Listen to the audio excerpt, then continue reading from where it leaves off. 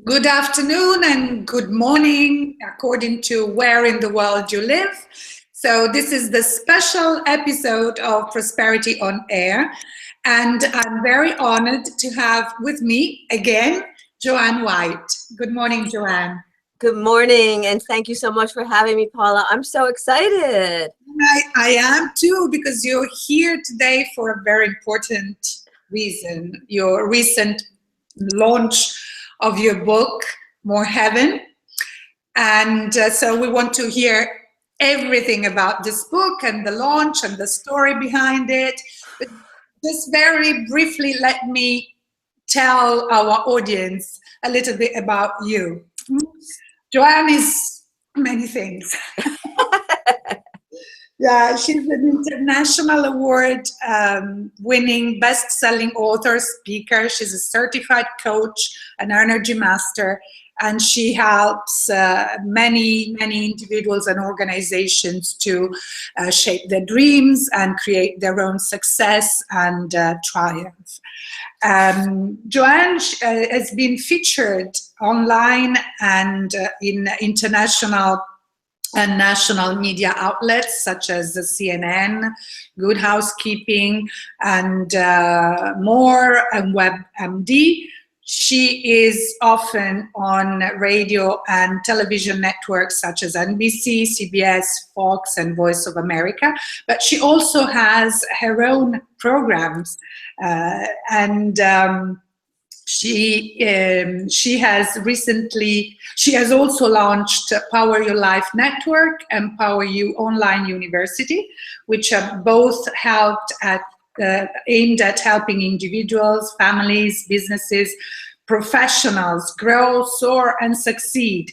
She was named 2015 Worldwide Branding Top Female Executive for Professional Coaching by Worldwide Who's Who, and is featured in Women of Distinction magazine 2016. She has written many books, but the most recent one that was just launched this week is her masterpiece, can I call it this way? Because every child is special. So, Joanne, tell us about this book. Well, thank you for that beautiful introduction. I cut many things because there was so much to say about you, but we will be here until, late at night if I have to do all the things that you do.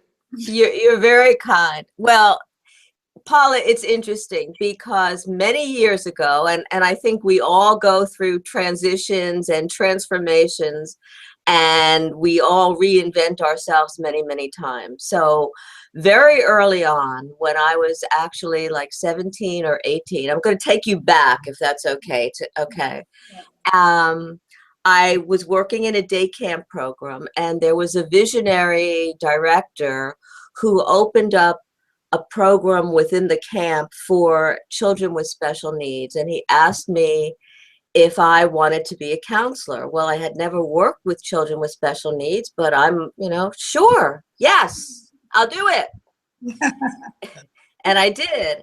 And I fell in love with these kids, Paula. There was one little girl who used to bite her arms and bite the inside of her mouth and had very ritualistic behavior, and also was an anuretic, which means she used to urinate a lot without control. And many of the other counselors and the kids would stay away from her. They didn't. So I made her my mission, kind of. I would sing to her, I would rub her cheeks so that she wouldn't be biting the inside of her mouth. And all this was very intuitive, and because I didn't know anything. And when we would go swimming, I'd put her, help her in her bathing suit. I'd have a bathing suit. I'd put her in the shower, and I'd sing to her like you would with your own child, right? And she blossomed. People started to like her because there she was, with a lot of love and caring and whatever, she emerged into this beautiful little girl. Well, that changed my career because initially I was going to go into English literature and writing, which I love and I've been doing since I've been little. But I changed my career and I went for education and special education. And I did that all throughout my master's program too. So I was teaching special ed, and then what happened, and I guess this ages me a little bit, but so be it, is that the federal government, there were many children, even though they had special education classes within the United States, there were many children who had special needs who were not allowed in public school. Part of the reason that was that the public schools said at the time that these kids were too severely something, disabled or whatever. And so what happened is that the parents, the families had to fend for themselves. And at that time, this was like 1975, 76, 77. At that time, even the public sentiment about these kids was, you know, many parents had to hide their kids. It wasn't the same as it is now, even though now there's still a lot more to do. So the federal government in the United States had a mandate, and they said that every public school had to serve these kids in public education despite the severity of their disability. And so many public schools across the United States were sort of commanded, required to set up a program. So I was asked to be the pioneer teacher for the Philadelphia school system, which I was. And that's how this book came about. The book was based on this program. And the program started very small because they didn't know, initially they didn't even put these kids, the first little girl that came, her name was Tracy, her name is Eva in the book. She came in a taxi because they were afraid to put these kids, you know, again, they didn't know what was going to happen. They were afraid to put these kids on a bus. Eventually that changed and the other kids came on the bus. And it was a very interesting start because we were very isolated, and many of the teachers and even the families of the so-called regular education kids were a little bit wary, kind of like, how is this going to impact my child? Yes. So that's the background for it. But I just want to say one thing, that the book was very guided, because I remember waking up every morning while I was teaching, and there was this one phrase that was in my head about this little girl, Tracy. And finally I said, okay, I hear you. And I started to write. Well, the words, it just started flowing and flowing and flowing. And at that time, I sent it to mainstream publishers, and some of the comments were, well, we don't want to, or we can't, or we won't publish a book whose main characters are children with disabilities. Now, I was young, and I'm sure it needed editing because it's gone through many metamorphoses, right? But that was the sentiment, so I put it away. Well, actually, I showed it to two professors in special ed when I was getting my master's, and they said, we'd use this as a text because it really describes these kids so beautifully. But because I wanted to get inside these kids' heads, it was fiction. And the educational publisher that they sent me to, who published, said, we can't publish fiction. I love it, he said, but we can't publish fiction. So I put it away, and here we are, because now the climate is ready. So in a way, this was a visionary. It was written ahead of its time, and now I think everybody's caught up. Sorry. Yes, yes. But there's not only Tracy in the book, there are other kids too. Right. So and there are true stories. Oh, yes, but it started out with that one girl. Yeah, and then you added the other stories too. Yes. Yeah. And what what were the things that you used to do with these kids? I mean, to help them learn in what they are, how did you help them? Well, again, I think I did some very unconventional kinds of things because many of these kids were autistic, and so we'll talk about Tracy. But I'm going to call her Eva because it's Eva in the book. Okay, Yeah. she had echolalia, which means she repeated everything that I said. She did a lot of twirling, a lot of movement with her hands, and I decided that I had to get into her world to be able to invite her into mine. Now, at that time, that was probably very unconventional, but it worked. So I would dance with her, I would move with her, I would play game, whatever I had to do to reach her, to be able to then have her accept my world of mathematics, of learning, of socialization, and she blossomed. And the same with the other kids that, but each one had a particular way of me having to reach them and get into their world. And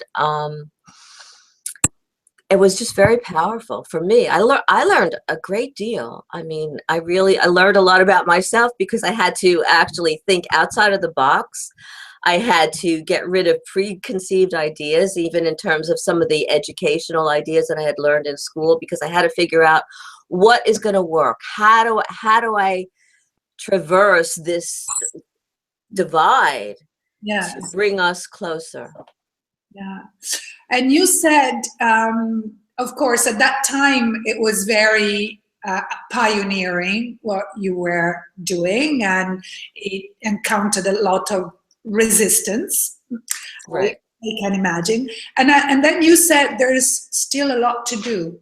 So can you? Well, there is. I mean, I can speak of the United States. Even though we've made some great inroads, I've spoken to a lot of parents who have children with special needs or with learning differences, and oftentimes they're still fighting the public schools. My Bully Free book, which was an Amazon bestseller, is actually, I interviewed I interviewed several families with children with special needs and young adults to kind of look at their journey. And oftentimes it's very challenging, and it's still challenging. I actually came across something in the news about a family living in California.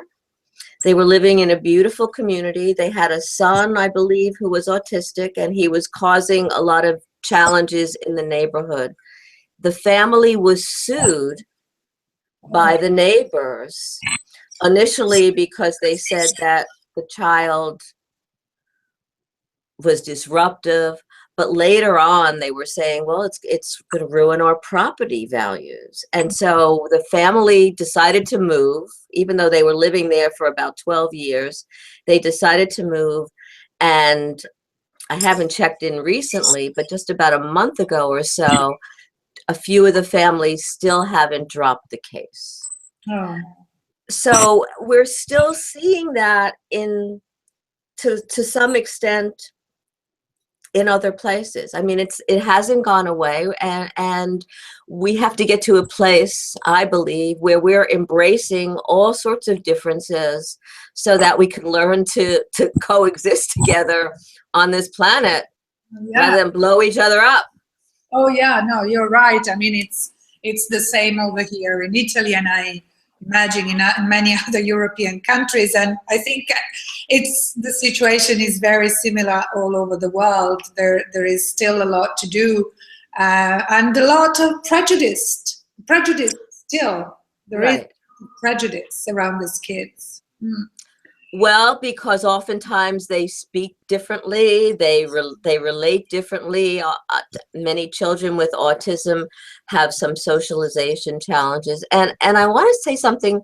About 2 years ago, I was in a diner in New Jersey, and I was waiting for a colleague of mine, and I was sitting there, and there was a woman with her son who must have been 16, 17, somewhere around there.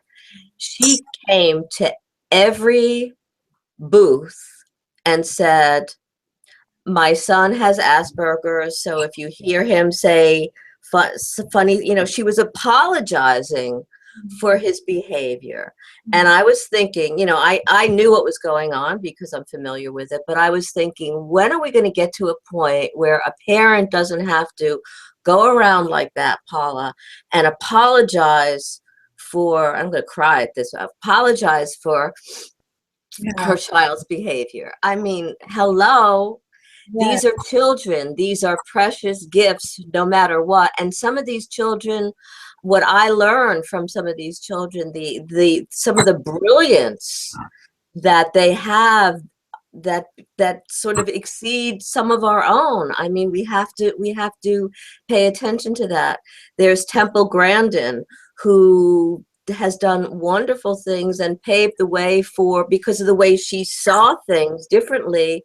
She's a doctor in animal husbandry and changed the whole way of animal husbandry to be more humane. Yeah. They have, many of these children have tremendous gifts, and we have to be able to allow these gifts to emerge to support all of us. They are special. Each child is special. Right. No, it's true. But just I'm curious. I sometimes I think that all this prejudice, it's more present in adults. That children are much more open and welcoming. Is it correct? It's correct, except the parents are the ones that are teaching their kids, right? Like many of the challenges today with children who are included in regular classrooms, not so much now as it was, they're concerned about their own children's education. Is it going to bring my child down? Is because they're now interacting in the same class with children with special needs. And what we are learning is that when you put children together, like you're talking about, some of the children that are helping children with special needs, they're learning about how to be humane, how to be empathetic, how to be a leader, how to be, you know, everything that they're learning that they're going to be able to utilize in their lives, and they're helping and they're supporting. So, and there's relationships that are building. One of the parents that I interviewed in Bully Free, actually, her son is autistic. Her son's now a young adult. She probably still does, works in the school system, going in and building the relationships between children with learning differences and the so-called typical children to show, you know, and it's very effective for everybody. Everybody learns, everybody wins. Yes, yeah, that's true. I remember when my son was in middle school, there were a couple of children with special needs, and I could see, you know, when there was the Christmas play, all these kids, they were so, I mean, you couldn't see any difference. Right. They, you know, interacted with these two friends with special needs, and they wanted to, you know, to help them be protagonists on the stage as every other kid. Right. So I see that as far as kids are concerned, you know, the differences almost disappear, and they are much more, you know, they are much more caring. Yeah, and they pay attention to their friends. Yeah, which is good.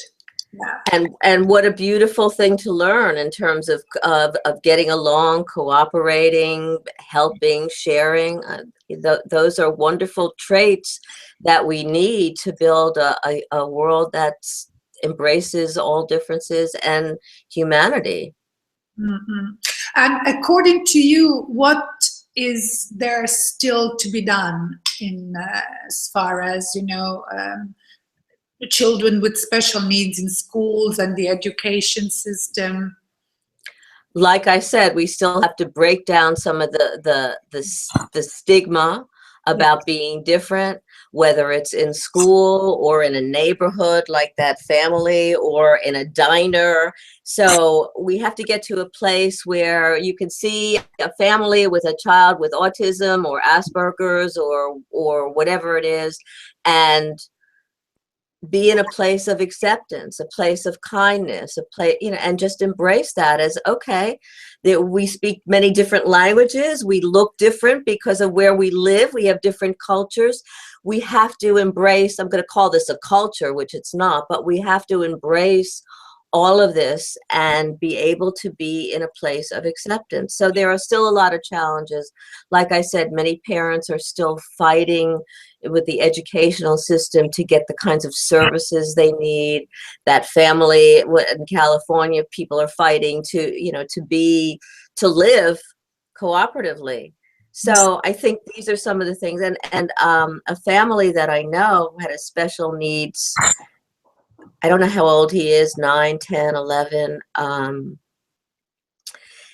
She's been getting him used to going to a play because many kids are very sensitive to the loud sounds or the noise or whatever. And so this is a learning experience in terms of adjustment too. So I think it's important. Yeah, it is. It is. So the book was just launched, and I know you are very tired. This launch that, for people who don't know what a book launch implies, they can't imagine, all the work behind it and the sleepless nights. Even after it's over, which is what you're experiencing now. Yeah, I'm very pleased with the launch, and we're just going to continue. Yes. And can you tell our audience where they can get the book from? And yeah. Okay, right now they can get the book on Amazon.com, BarnesandNoble.com, Outskirts Press, and at some point we'll put it on the website, and at some point it will be in bookstores, but right now that's the way to get it. More Heaven, because every child is special. They can also take a look on my website and read a little bit more about the book at drjoannewhite.com, drjoannewhite.com. Go there. You can find out more about it. And also, I think that this is a book, I think it's very different, not just because it's about kids with differences, but just the way it's written, it's very different because I made it fiction for a reason, because I presumed or assumed about what was going on in these kids' heads. And how do you do that? Well, the only way that I thought effectively that I could do that is I work with a lot of people. I do coaching. I work with families. So I hear what people's thoughts are. I do some hypnosis. So I thought that I could do that effectively. But who knows what's in people's heads, right? Yeah. That's why I made it fiction. Okay. So they can get it at Amazon, BarnesandNoble.com, like I said, paperback, hardcover, and Kindle. We're still adjusting the Kindle a little bit, but it's all there. But I'm just reading that there's another book that was just released, Joanne. The Keys to Conscious Business Growth. Oh yeah, that's another one. I'm a co-author in that book. That's very productive. Okay, so can you tell us a little bit about that too? Well, that book has many authors in it, not many, just several authors in it. And my chapter, I'm trying to remember what my chapter is after this big More Heaven launch, is what's your bottom line? And it talks about what we need in terms of business and what's missing. And as a small business owner, what you really need to do. And part of that is creating value. And the other part of that is really knowing what your customers want. So there's a lot more with that. There's a video that goes along with that. And That one is going up on my website shortly. But you can also get that on Amazon too, and in other places. So I'm happy about that. So what's coming up now? What are your projects? Well, we're expanding the Power Your Life Network, and thank you so much for being a member. That's growing. Yeah. And am I allowed to say this on air? Will I be jinxing it? I've been working with a screenwriter for More Heaven, because every child is special, and that's the next piece, whatever that looks like. Hopefully we'll have a movie, More Heaven. Yes, yes, and really I wish you all the best for that. I think it's going to be a wonderful movie. Thank you so much, and I believe so too. So hopefully, because there is a little bit of interest, and we've been working hard on that, and I'm very excited about that. And there's an important message that I think so. It's a message that this world really needs. Thank you. I believe so, and I think finally the time has come, and I think there's a message for everybody here, which is, what is this, 25 plus years to wait for the birth of this book, and many people give up after a year or 2 years or 5 years or 3 months or 5 days, and it's about persistence and perseverance and believing. I mean, this book was guided. I wasn't going to write it, just that it wouldn't go away, so I did. So the message is, if you have something that you believe in, whether it's business or, stick with it and persevere.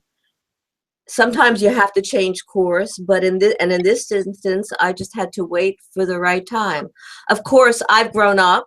The book has gone through many, many, many revisions, and it's grown up with me. But I think we're all ready for, like you said, the message, Paula.